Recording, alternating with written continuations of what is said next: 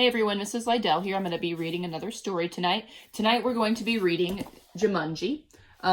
It's written and illustrated by Chris Van Allsburg, who is also the same writer and illustrator of Polar Express. So if you've ever seen that movie or read the book, you're going to notice that some of the illustrations are the same. It is a little bit of a longer book, so let's go ahead and get started. Okay? Now remember, Mother said, your father and I are bringing some guests by after the opera, so please keep the house neat.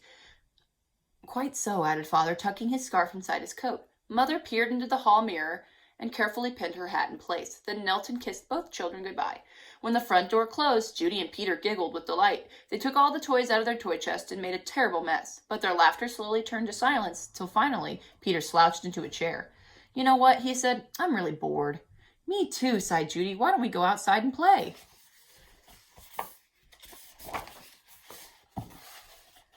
Peter agreed, and so they set off across the street to the park.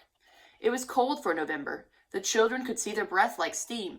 They rolled in the leaves, and when Judy tried to stuff some leaves down Peter's sweater, he jumped up and ran behind a tree. When his sister caught up with him, he was kneeling at the foot of a tree, looking at a long, thin box. What's that? Judy asked. It's a game, said Peter, handing her the box.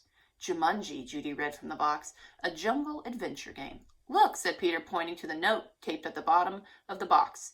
In a childlike handwriting were the words, free game, fun for some, but not for all. P.S. Read instructions carefully.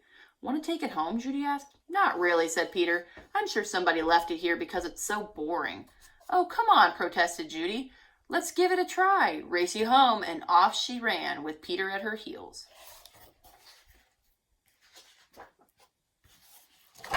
Whoops.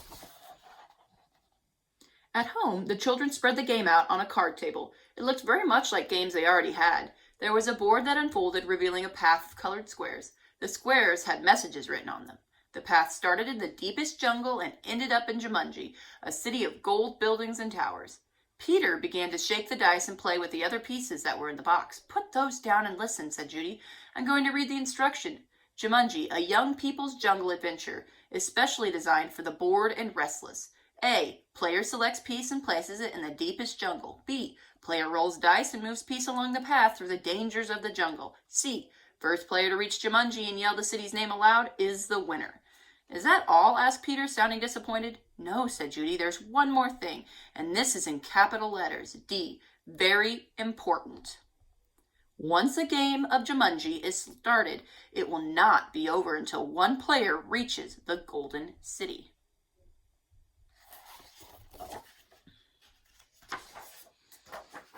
Oh, big deal, said Peter, who gave a bored yawn.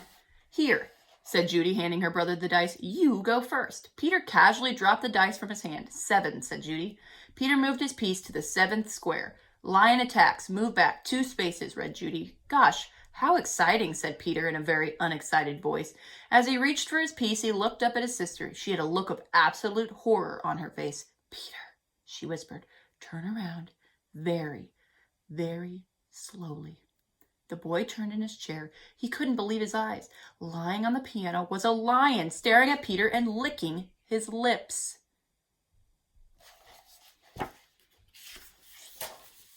The lion roared so loud it knocked Peter right out of his chair. The big cat jumped to the floor. Peter was up on his feet, running through the house with the lion, a whiskers linked behind. He ran upstairs and dove under a bed. The lion tried to squeeze under, but he got his head stuck. Peter scrambled out, ran from the bedroom, and slammed the door behind him. He stood in the hall with Judy, gasping for breath. I don't think, said Peter in between gasps there, that I want to play this game anymore. But we have to, said Judy as she helped Peter back downstairs. I'm sure that's what the instructions mean. That lion won't go away until one of us wins the game.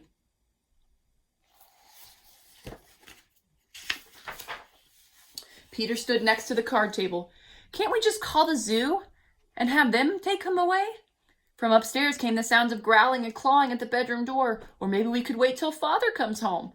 No one would come from the zoo because they wouldn't believe us, said Judy. And you know how upset Mother would be if the lion was in the bedroom.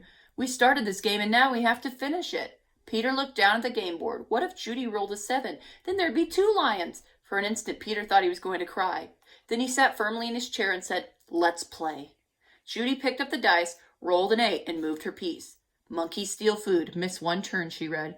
From the kitchen came sounds of banging pots and falling jars. The children ran to see a dozen monkeys tearing the room apart.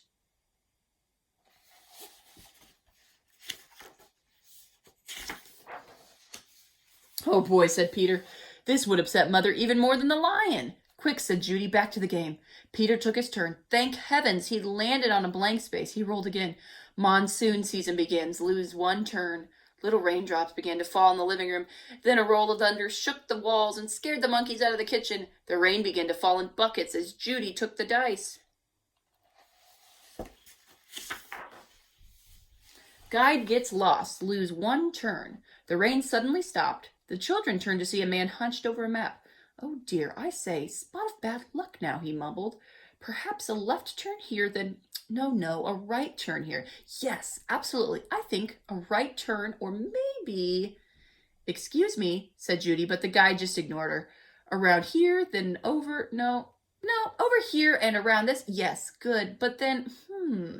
Judy shrugged her shoulders and handed the dice to Peter.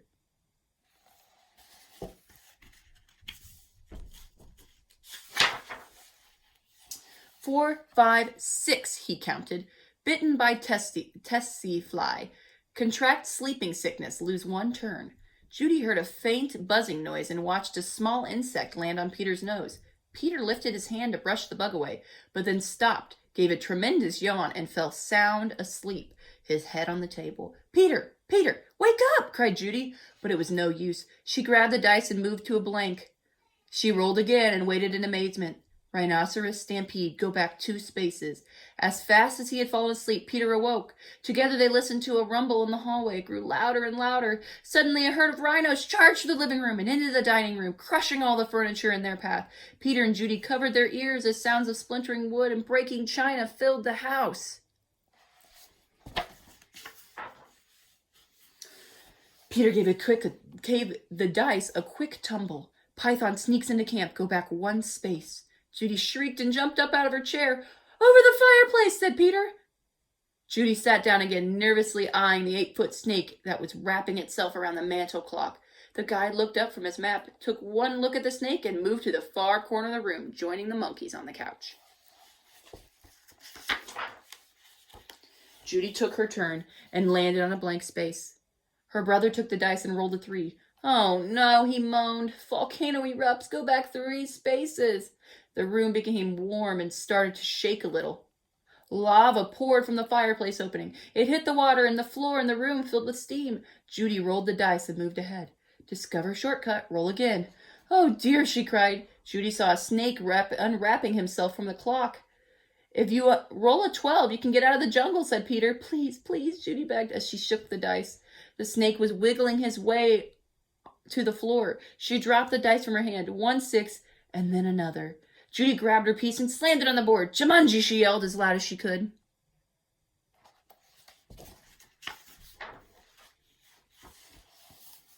Wake up, dears, Mother's voice was calling. Judy opened her eyes. Mother and Father had returned and their guests were arriving. Judy gave Peter a nudge to wake him. Yawning and stretching, they got to their feet. Mother introduced them to some of the guests and asked, Did you have an exciting afternoon? Oh, yes, said Peter. We had a flood, a stampede, a volcano. I got sleeping sickness, and... Peter was interrupted by the adults' laughter. Well, said Mother, I think you both got sleeping sickness. Why don't you go upstairs and put your pajamas on? Then you can finish your puzzle and have some dinner. When Peter and Judy came back downstairs, they found that Father had moved the puzzle into the den. While the children were working on it, one of the guests, Mrs. Budwing, brought them a tray of food. Such a hard puzzle, she said to the children. Daniel and Walter are always starting puzzles and never finishing them. Daniel and Walter were Mrs. Budwig's sons. They never read instructions either. Oh well, said Mrs. Budwig, turning to rejoin the guests. I guess they'll learn. Both children answered, I hope so, but they weren't looking at Mrs. Budwig. They were looking out the window. 2 boys were running through the park. They were Danny and Walter Budwig, and Danny had a long, thin box under his arm. The end. I hope you guys enjoyed this story. Have a wonderful evening.